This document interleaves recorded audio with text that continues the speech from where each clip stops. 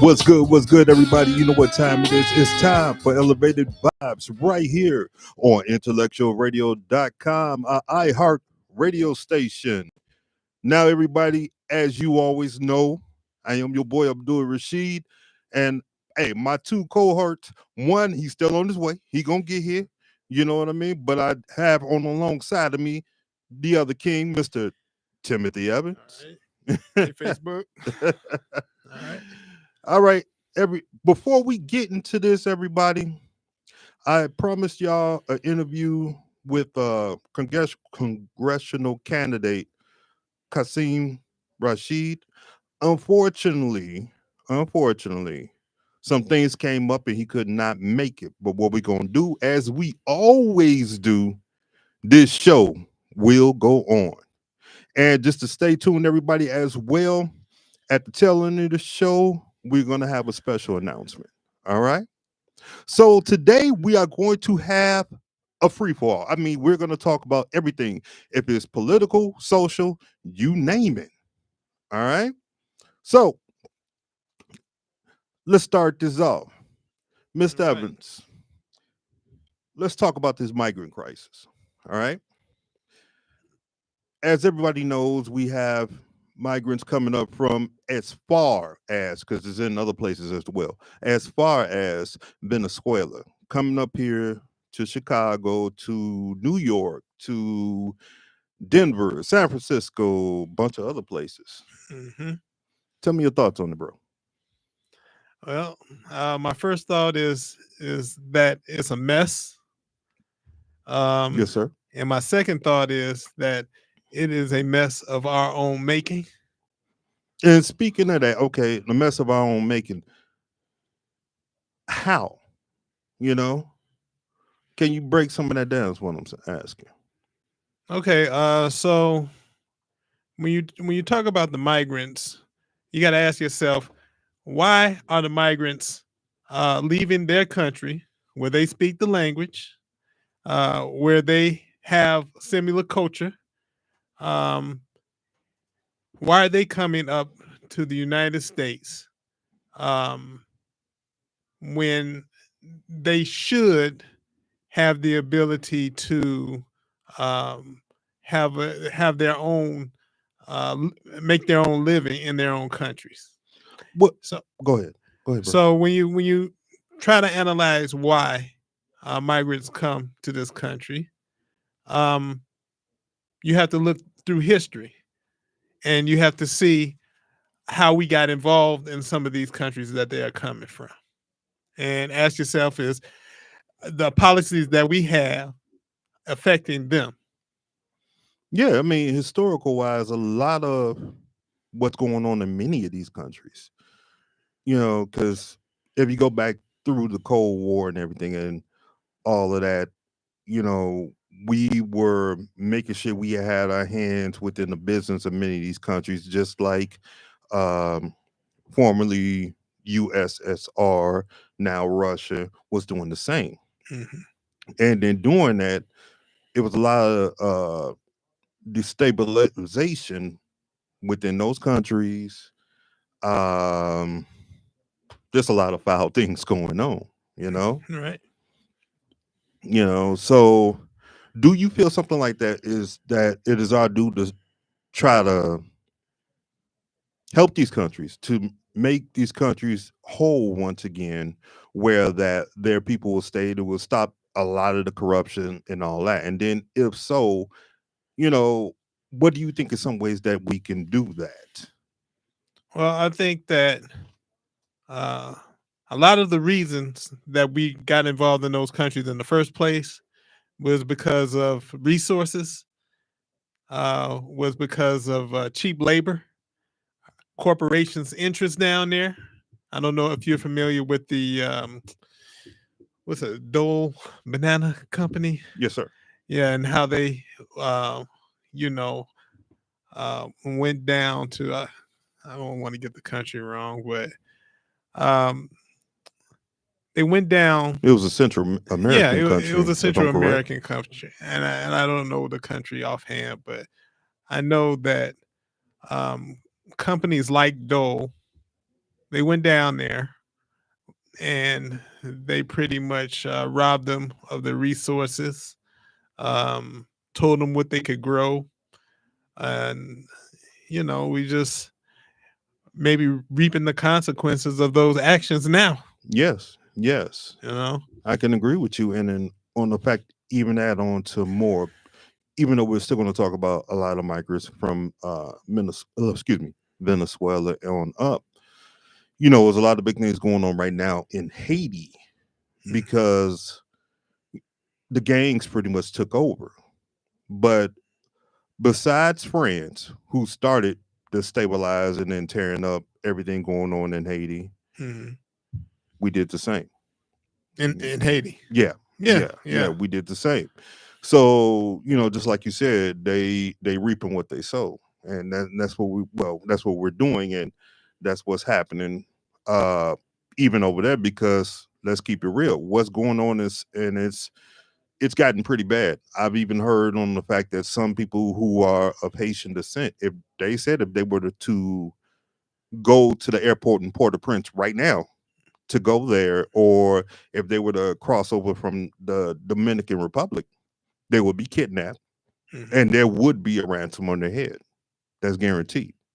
So a lot of the people who can find a way to get away and actually do get away, what's one of the main places they're going to go? Right, America. Exactly.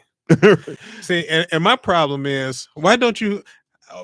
I hear a lot of conversations every day about the immigrant crisis in these large cities, right? Yes. And people like to say, all the bad things that the immigrants are doing and why they coming here, and this same energy is not focused on Americans' policies. You know what I mean? Yes. You don't hear any of that. Why are we down there in the first place? You hear that very little. And I think if we start focusing on our policies, we wouldn't have this issue. And that's pretty much why I am definitely for us putting money, or if not the American government, but corporations that went down there in the first place, that kind of empty their resources out to put money back into those countries and to have their citizens stay where they're at. And that's one of the things I was talking about when you was first going to start this off. You spoke of Dole, but you also can include Pepsi and a lot of other big corporations. They went down there from South to Central America and so forth, building factories and whatsoever, and you name it. And, giving these workers their chump change for pay. Yeah. And they already got a deal between not really having any type of money and the fact that you got, a lot of corruption. I spoke of Venezuela and their corruption. You can always talk about other places like Honduras and such as that. If you really look at it, you got a family and so forth. I hate to say it, but I'd probably be walking north too. Yeah, who wouldn't? Who wouldn't? You know what I'm saying? I mean, and, so it sticks all these issues, just like you said, reaping what you sow. It sticks these issues and it lays it upon us. And now we got to figure out what to do and how to do. So that's really something. I mean, and that is just one. The resource issue, that is just one of the problems. You also know that we export their gang members. You know what I mean? We so there are a lot of instances where the people who come from those countries come here as children. They commit crimes, maybe they're in a gang or something, and then we export them back to their countries, right? Yes. Because they're not citizens. They weren't born here. They just came here when they were kids. Yes. So we have the instance where we transport criminals down there. Now, I don't know how they flip the script and say that we are importing criminals from their area when we're doing the same thing to them. You know what I mean? Yeah, no, I understand what you're saying, and ironically, we're going to talk about one of the people who loves to put that out there, that it's important to a lot of criminals and so forth, Mhm. and you already know what I'm talking about. Right, Agent Orange, right, Agent right. Orange. Okay, let, let's stop on him for a minute Okay. and his antics and so forth. Okay, did we not believe, or did we not think that the Supreme Court would not give him a free pass? He put most of them up there, especially the conservative. Well, really the conservatives. I'm sorry. Correct Mhm. myself. Why do you believe people were so surprised that they pretty much gave him a slap on the hand? He's back on the voting list or whatever, with Colorado, Maine, and here. You know, why do you think people were so surprised? Uh, Apparently, they may not know history, or they don't know how the government functions. So, if you've been paying attention, you know that between the Supreme Court and Congress, they like to kick the ball back and forth. You know what I mean? They like, Yes, they do. yeah. So you got the Supreme Court; they want Congress to pass laws, knowing that it's going to be almost impossible in this environment to pass a law, right? So you got a Correct. 50-50 Congress going, and the Supreme Court, they don't want to take responsibility of making a ruling like that. So they Yes. say, "Oh, we can't do anything. You have to pass this law so it can make it official." And that's how they do it. They kick the ball back and forth until nobody pays attention anymore. Aren't you kind of surprised that folks like Clarence Thomas, with his wife Jenny Thomas, was so intertwined, and things are coming out more and more, how intertwined she was with the events that happened on January 6th, Mhm. that he's still sitting there, you know. And once Bossman comes in, he could probably remember the word, that he should be pretty much kicked off the court, kicked off the Supreme Court. You know, why do you feel, or what do you think? Do you think that they would even try to, now that more and more of these things coming out, will they even try to give Clarence the boot, or what? What do you think? Clarence Thomas to boot. No, no, I don't. I don't think they're gonna try to give Clarence Thomas the boot, Mm-hmm. because at this point, everybody has a little uh, skeleton issue in their Yeah, closet. You know what I mean? Maybe not to an extent. right. But see, people like him, and everybody got. I'm sorry, maybe I'm wrong, but I feel anybody that's breathing got a skeleton here or there Right, somewhere. right, right. Unless you're a little child. But the thing is, like those there sitting on the Supreme Court, especially the conservatives, they're quick to tear you down.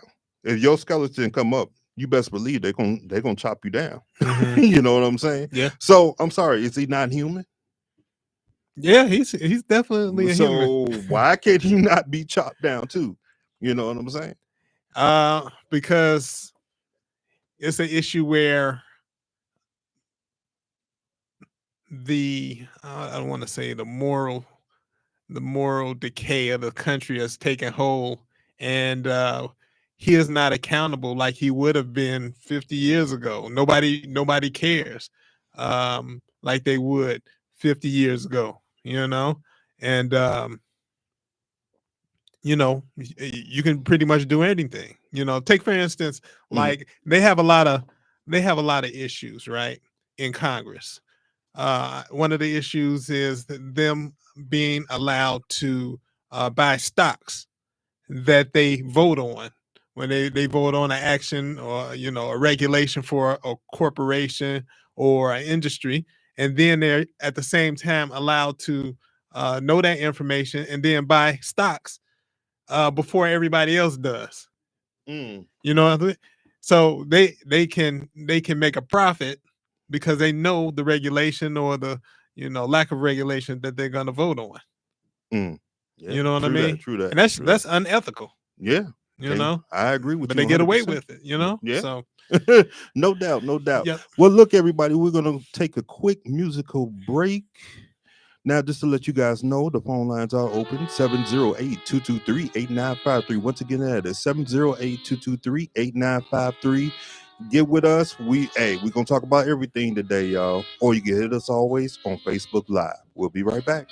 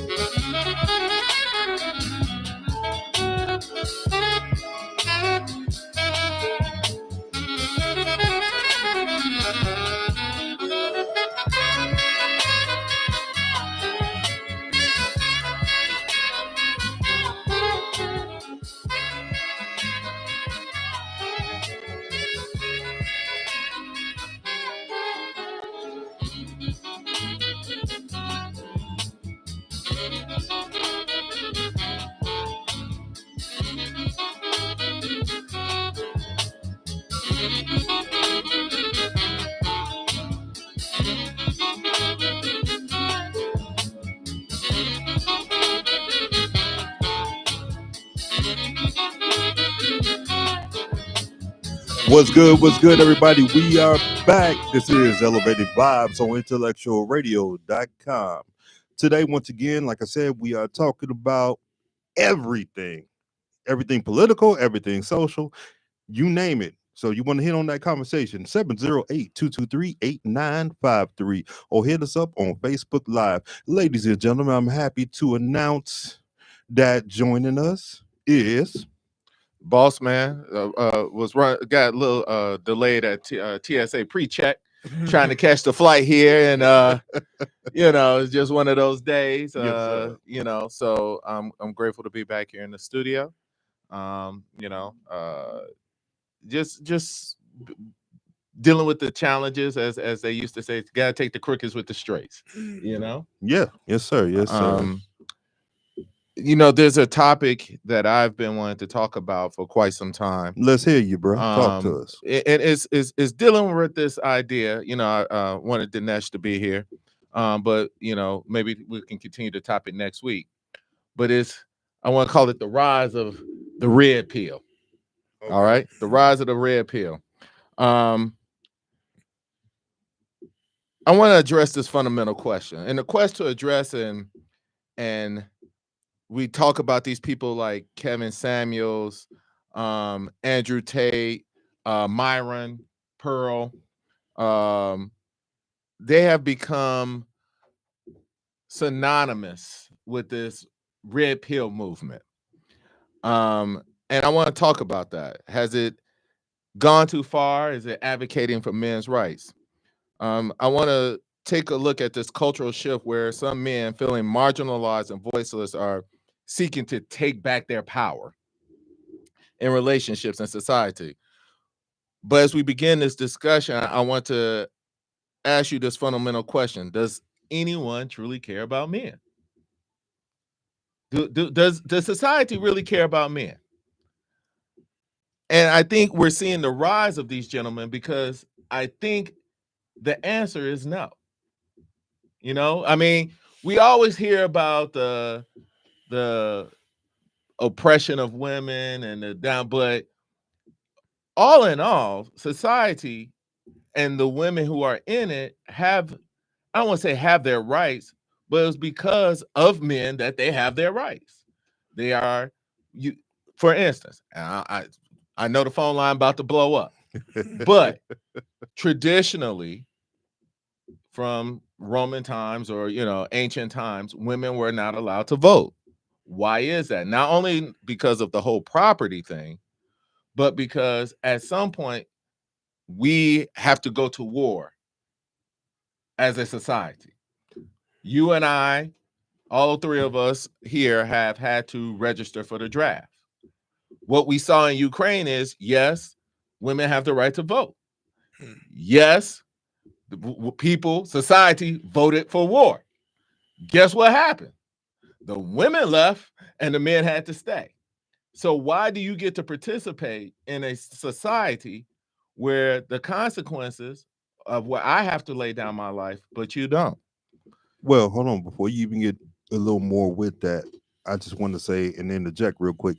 I do believe that society and the powers that be, they don't care about men, they don't care about women, they care about the control of men and women. Go ahead. I don't know. I disagree. I mean, of course, the powers that be always will benefit from division. All powers. I mean, we have to get away from this notion that power is bad. Power is what it is. It's the utilization of power that determines whether or not something is good or bad, the consequences of which. The red pill metaphor, drawn from choices between accepting the harsh truths of reality of succumbing to blissful ignorance, has evolved. It now encompasses a wide array of viewpoints that question mainstream narratives about gender and societal roles. The movement, while it brings critical attention to overlooked issues facing men, it also walks a fine line between challenging injustice and fostering discord. So let's look at some sobering statistics, all right? Men are increasingly falling behind in educational attainment. Looking at the National Center for Educational Statistics in U.S. reports that as of the latest data, women earn 59% of all bachelor's degrees awarded. This trend is mirrored in many parts of the world, raising questions about the changing landscape of educational attainment and its implications for men. Men face a higher likelihood of homelessness and lack sufficient resources provided by governments for domestic violence support, despite being significant victims themselves. Think about all the homeless people that we see, but think about, and I'm not saying it's a zero-sum game, but you think about the homeless shelters for women and children, or for just women. And how many of those do you find for men? And what you find out is almost a 2-to-1 to 3-to-1 statistic. Turning our attention to national mental health, the disparities are stark. According to the World Health Organization, suicide rates globally show that nearly 3 times as many men as women die by the act of suicide. In certain age groups, this disparity is even wider, highlighting a crisis in men's mental health that often goes under-discussed. The stark reality is that men are 3.88 times more likely to die by suicide than women. Moreover, men are not only struggling with mental health and education, but also face unique societal pressures. The American Psychological Association notes that men are often socialized to embrace norms of toughness, self-reliance, and stoicism, potentially inhibiting their willingness to seek help for mental health issues. This is compounded by an economic shift. The Bureau of Labor Statistics has highlighted the decline in manufacturing and traditional blue-collar jobs, statistically dominated by men. Women live longer than men, a gap that reflects broader health disparities that can be influenced by reluctance to seek medical care. Men typically occupy more hazardous jobs and lifestyle choices. So isn't that men doing this to men? Just because we're doing it to men doesn't mean that we shouldn't take stock of it. And maybe that's the issue. Because yes, Congress is predominantly dominated by men. Right. But isn't there some backlash when we start talking about these things? We talk about it in a sense of, well, what about women? And we engage in this whataboutism. And that's what I hate. We act like it's a zero-sum game, and it's not. So I don't understand. Are you like blaming women for the plight of men in this country, or No, I'm saying that maybe the pendulum has swung too far.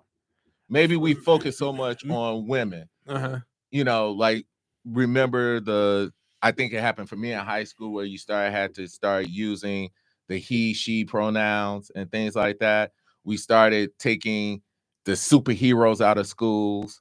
We started focusing on books that we thought were gender neutral, but in essence catered towards women.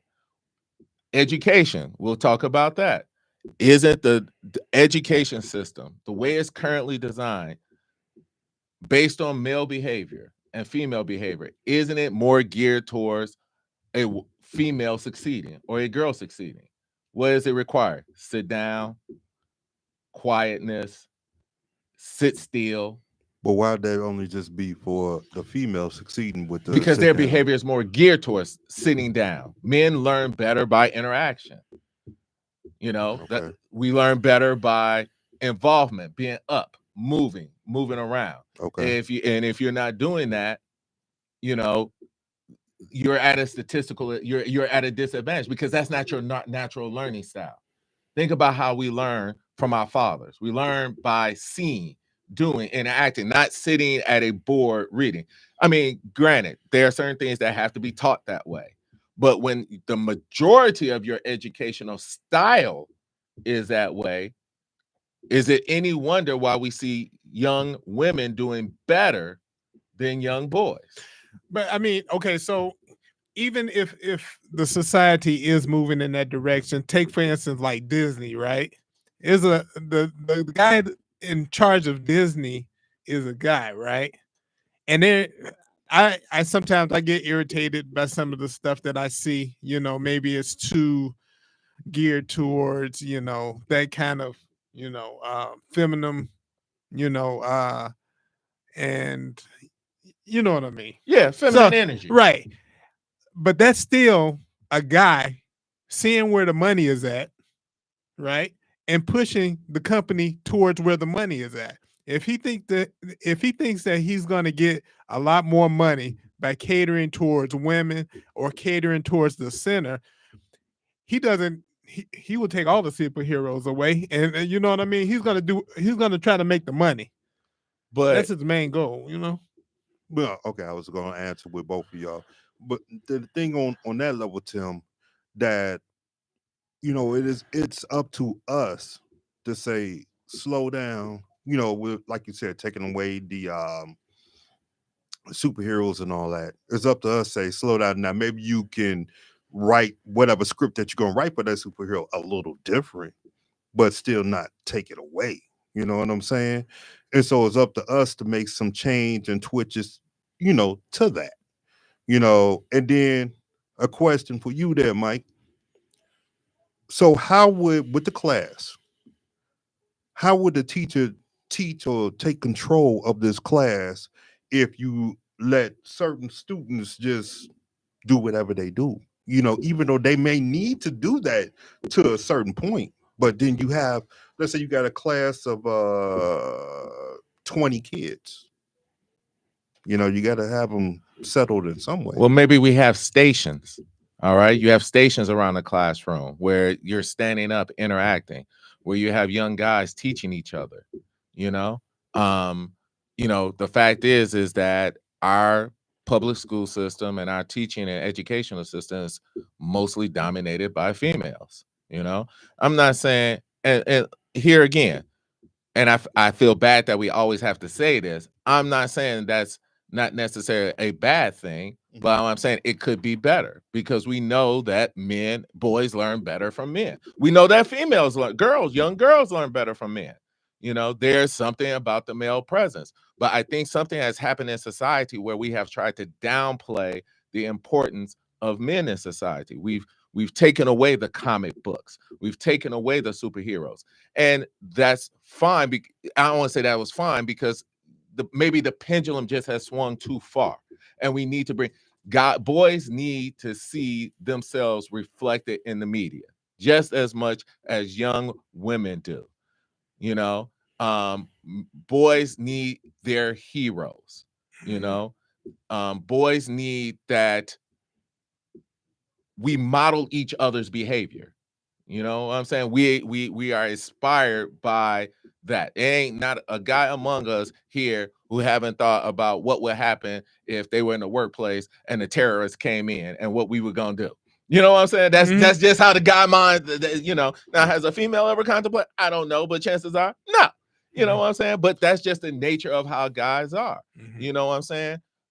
We almost indoctrinate guys that they are disposable. You know, we almost indoctrinate from the minute you're born. Well, okay, change that. At some point along the way, guys learn that their value doesn't come just from existing. It comes by what they produce. I don't know when we start getting that message. I don't know when, but you're pretty much told if you're not working or doing something or taking care of something, you're useless as a guy. We don't just exist. You know, we're not allowed to just exist. You know, we have to be doing something. You have to be taking care of something. You know, we have this narrative, and I hate it when I hear it's like, well, a real man does it. Well, first of all, you know, young lady, how do you know?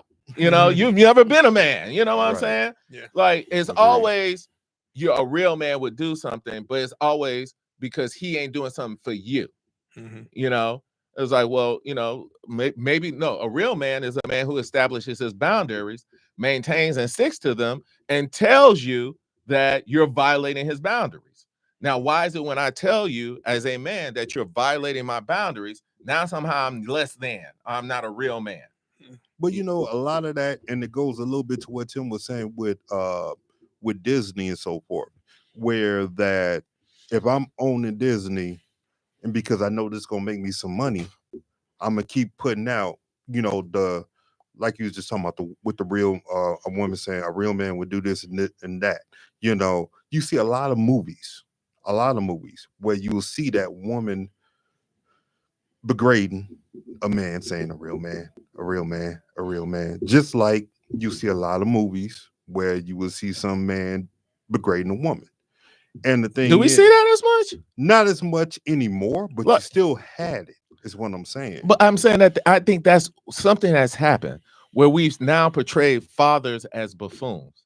Yeah. You know, there has been a shift. Like, fathers are now, I mean, you know, what was Mike Brady? You know, he was not a fool. You know what I'm saying? He was a man trying to raise his children. What's the other show? The Partridge Family. Even though there was a father figure not there, the manager of the band was a father figure, but he wasn't a fool. Right. What's our favorite? What's our show? Good Times. Of course. James wasn't no fool. Exactly. No, You know, now no. sometimes what was fundamental is like what it showed us is that men and husband and wife sometimes are not on one accord. Remember that episode where James lost his job and they had to go get rent, and he took the last of his money and went to go play pool and got the money, and Flo was hot. Yeah. You know what I'm saying? But he did what he needed to do. Right? What other show? Like, you can't even make a show like The Honeymooners anymore. Bang, zoom, you know, like, because they would say that was threatening domestic violence. But what you saw out of that show was Jackie Gleason, although engaged in comedy, was doing something to try to advance his hopes and dreams. You know what I'm saying? And what we saw was he made comedy of his failures. But he tried. And we saw him explain if Alice was right, what he was trying to do. He had good intentions. You know, Alice, you deserve more than this. I'm trying to do this for you. You know, for those of you who don't know, The Honeymooners was an old black and white show that came on with Jackie. Yeah, just Wikipedia. They can watch TV Land or something like that, bro. But now we've seen these episodes where, you know, like the Tim Allen, where fathers are buffoons. You know, the father role is no longer respected. It's a comedy role. He is made to seem as the mom is the one who's holding it down. The mom is the one who's intelligent. The mom is, doing all of that. But to your point, not too long ago in our distant future, you got to remember, we had movies like The Lion King. That movie was powerful. You know what I'm saying? That was a powerful movie. So the movies can make money, but now we've been inundated with let it snow, let it snow. What's the one with the Frost? Yeah. What is it? Yeah. Is it Frost? Which one you Frost. talking about? The Frozen. Frozen. Oh, Yeah, okay. Frozen. Yeah. We're dated with Frozen or Little Mermaid. Or when was the last time you had a Disney movie cartoon about a male protagonist, especially a male protagonist of color? The reason I supported The Little Mermaid with the remake of Ariel, because it is important that women of color see themselves reflected in the media. But it's just as critical for our young boys to see themselves reflected in the cartoons. That's why Black Panther resonated. You and I had cartoons, and although they lacked the color aspect, they had positive male role models. We had the Bill Cosby, Fat Albert. But see, on that, I still in many ways blame us, because on the fact that we need to push that narrative, because just like Tim was saying, these are businessmen. They see where that money is going to be made. But the And money besides, has been made. and they're going to keep going for where the money is going to be made. But we don't. And a lot of times, granted, we're working. We're doing all these other different things. And sometimes we don't have time to pay attention to that, to push at that. And by the time we do, hey, the thing has become a best-selling hit or whatever. So, you know what I'm saying? And this is why I say this. Okay, so they have television shows where the husbands are the buffoon, right? I would say most comedy shows that feature a husband and wife now, as of the late 2000s to current, the husband is a buffoon. But and on the same side too, you have a lot of these shows that show the children in the house as the most responsible group in that house. You know what I mean? Watch certain shows, and you will see the kids are the responsible ones, and they're pretty much taking care of the parents. I mean, I don't disagree, but what I'm saying is we need to see positive male role models, and I think there's a dearth of that is happening now. And even those shows that we admire and things like that have been villainized. Perfect example: separate the man from his work. Cosby Show,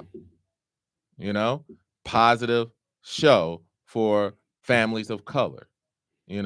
There's not enough of It's a Different World, where we see Glenn Turman and Lou Myers and Sinbad as positive male role models.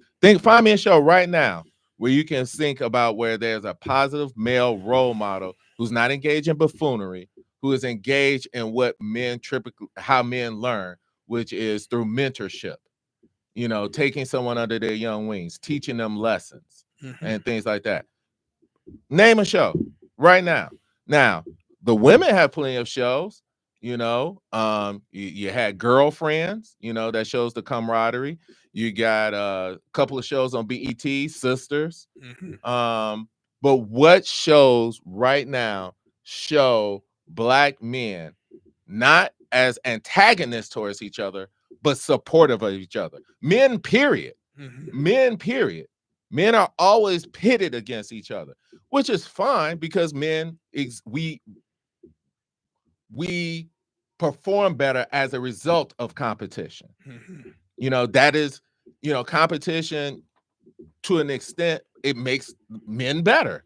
You know what I'm saying? That's how we learn. That's how we grow, because through the competition, we learn too. But what show men not engaged in a criminal act? All right, men, period, be it men of color or men of non-color, not engaged in a criminal act, working with each other to a certain end and positive. The fact that we can't even sit right now and come up with the show tells you something. You know what though? All right, so I don't know how much TV women watch and kids watch, but I'm not watching what women watch, and I'm not watching what kids watch. You know what I mean? I'm watching sports or some sci-fi shows. I'm watching Star Trek. I'm watching. But what is it about those sci-fi shows? What is it? What is it? Because men are united against a common enemy. That's why shows like Battlestar Galactica, Star Trek, Man, Captain, and a guy around this table who don't want it to be like Captain Picard. That's I love Riker. So Riker was the man. Now, don't get me wrong. Riker was the man. But at the end of the day, if I said, Tim, you got to choose between Captain Picard and Riker, who you want to be? Oh, yeah. Picard, right. For sure. But what is it about Picard? He represents that archetype of what we think a man. He wasn't overly physical. He wasn't strong, but he used his mind. He was engaged in leadership. He was involved. He cared about his crew. He was willing to sacrifice himself for the betterment of his crew. These are the archetypes that we need to see, and we're not seeing it now. We are not seeing that now. Even that show that used to come on TNT, The Last Ship. I love that show. Because part of being a man is when your crew is telling you, nah, dude, give this up. And the captain is like, no, we have a mission, and we all aspire to be like that. We all aspire to be like that. Well, he was a good leader. Even Captain, Janeway? No, not Janeway, but Cisco on Deep Space Nine. The first captain of color. Who wanted to be? I wanted to be as cool as Cisco. I forgot all about him, but raising his son as a solo dad, communicating that yes, men can raise their children just as well as the women, but yet we have it born in our minds that somehow women are better at doing it, when it is not true. It's not true. Matter of fact, statistics show, I believe, call the studio if I'm different, the more mothers abuse their children than fathers. The person who's more likely to abuse a child is the mother, not the father. Now that one I don't know. I don't know, but I don't. I'm just saying, but it goes to show. It goes to show that we do not see. There's this fundamental belief. It's baked into our court system. It's baked into our judicial system. 85% of wealth flows from men after divorce to the women through the form of child support. There seems to be a natural tendency to believe that somehow the mother is better at raising the children. Now, here's the thing. Yes, the mother knows where the child goes to the doctor. Yes, the mother knows what the name of the school teacher is. Yes, the mother knows the name of the allergies, right? But turn around and ask that mother, what's your son's favorite superhero? What kind of cars does he like? What does he like or like about dinosaurs? Mothers can't. So it's like they say, if you judge a fish by its ability to climb a tree, it will always be a failure, right? Yeah, I don't know some of those things, but I do know, like, I've engaged in deep conversations with my son, and the fact that he has one idea about the cause of World War II and saw Oppenheimer, and we can discuss that. That's a discussion he and I have had. You know what I'm saying? So we have fundamental not beliefs, but what we deem important. I can always ask my wife, where's his doctor? How does that affect my ability to raise my child? But I know my child's dreams. I know his aspirations. I know what he wants to do, because he and I have conversations that are different than him and his mother. Correct. But let me ask both of you this. Now, we see, and you made a whole pile of valid points on where the pendulum is going the wrong way. Well, it's going too far one way. How do you bring it back in the middle? We have to zealously advocate for men's rights without believing that we're getting into misogyny. All right? We have to. Somehow the discussion of, men's shelters and men needing shelters and homelessness. Well, what about all the women? It's like, stop the whataboutism. They're both important. They're both important. But we have to have this discussion. We have to have a discussion about, and I know we're going to get flack for this, false accusations of rape. You know, and the economic toll it takes on men. It's not to say that rape is like all these women are screaming. No, rape is a horrible crime. You know, it should be punished. But just as we are so virulent against rape, can we also be just as virulent and punish those who falsely accuse of rape?